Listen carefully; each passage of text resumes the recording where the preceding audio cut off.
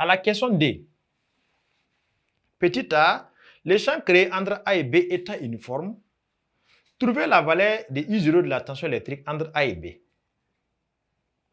Donc, valeur petit a, valeur de I0. Donc, quelle est la valeur de la tension U0 qu'on peut avoir? Donc, pour avoir la valeur de cette tension U0, on va s'intéresser au mouvement des particules entre A et B en appliquant ce qu'on appelle les théorèmes de cinétique entre A et B pour déduire cette tension-là. Donc, nous notons théorème de cinétique.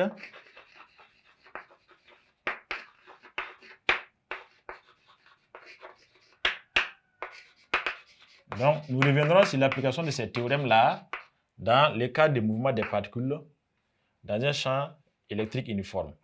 Donc, ça fait 1 demi de MA. Alors, vitesse VB au carré. On suppose qu'au départ, on dit que c'est sans vitesse initiale. Donc, moins 0, ça va donner tout le membre qui est là-bas, est égal le travail de la force électrique. Le travail de la force électrique, on suppose qu'on va négliger le travail du poids. Alors qu'on sait que force électrique est égale à QE. Et qu'on multiplie, comme ça va de A à D et distance de D là, on prend la force électrique fois le déplacement D. C'est qu'on connaît le travail d'une force, qu'on a vu dans le chapitre 3. Donc, travail d'une force, c'est la force, le produit scalaire de la force par la distance de déplacement D. Le vecteur de déplacement D. Donc, nous aurons alors que 1 demi de MVB carré est égal à QE. Alors, ici, on constate que le vecteur de déplacement part ici, alors que le vecteur est plutôt par ici, alors que le vecteur de déplacement, c'est de A vers B. Donc, D part de A vers B, alors que le champ E revient en sens contraire. Donc, ça veut dire que le produit scalaire de E fois D est égal à moins ED, parce que les vecteurs sont de sens contraire. Donc, ça va faire Q fois moins ED. Et la charge Q, comme c'est un électron, c'est toujours au tableau, Q est égal à moins E.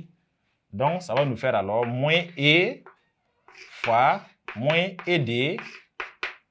Donc, on se retrouve alors avec 1 demi de MA VB carré. Les moins vont partir, il va rester E.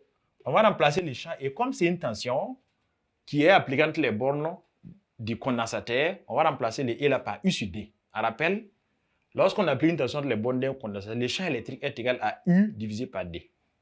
Donc, ça va faire E fois U sur D multiplié par la distance D. Donc, les D vont se simplifier. Donc, ça va faire E multiplié par la tension U.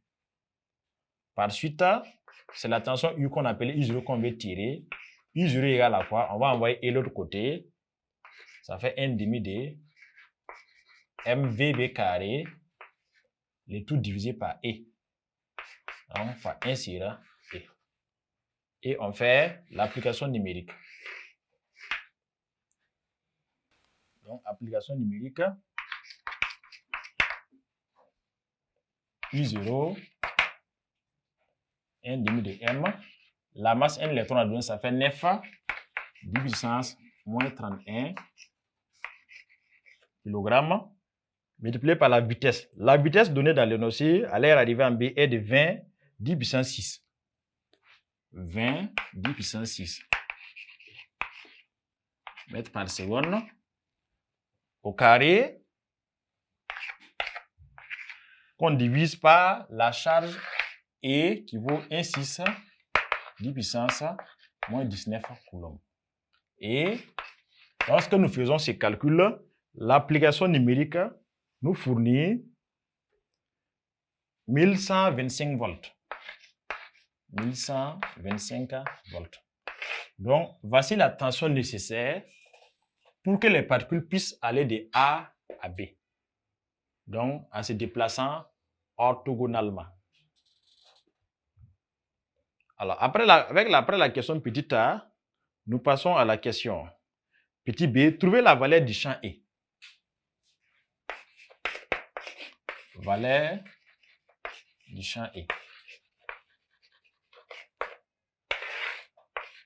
Donc, on l'avait dit précédemment que E est égal à U sur D.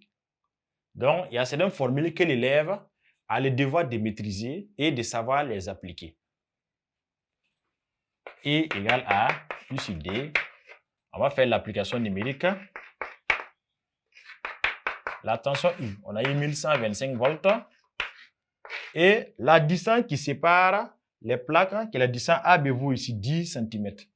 10 cm, lorsqu'on convertit en mètre, ça fait 0,1 mètre. Donc, et les calculs vous donnent I égale à 11, 25, voilà, 11 250. Alors, on peut dire, le champ électrique aussi, vu dans ces cas, peut s'exprimer en volts par mètre ou en newton par coulomb. Donc, volts par mètre. Donc, voici la valeur du champ électrique que nous trouvons avec l'application de cet exercice. Donc, voici cet exercice qui est en droite ligne avec l'exercice que nous allons étudier sur le mouvement des particules dans les champs électriques et qui porte sur les caractérisations de la force électrique, du champ électrique, l'exercice de la tension et ainsi que les calculs de champ électrique et de tension. Donc, nous espérons qu'à l'issue de ce que nous avons parcouru comme exercice, vous avez mieux assimilé les notions sur les champs électriques. Parce que pratiquement toutes les notions que nous avons vues ensemble se retrouvent dans les exercices que nous avons eu à parcourir. Donc, et on a même eu à vraiment voir comment, de façon pratique, les appliquer.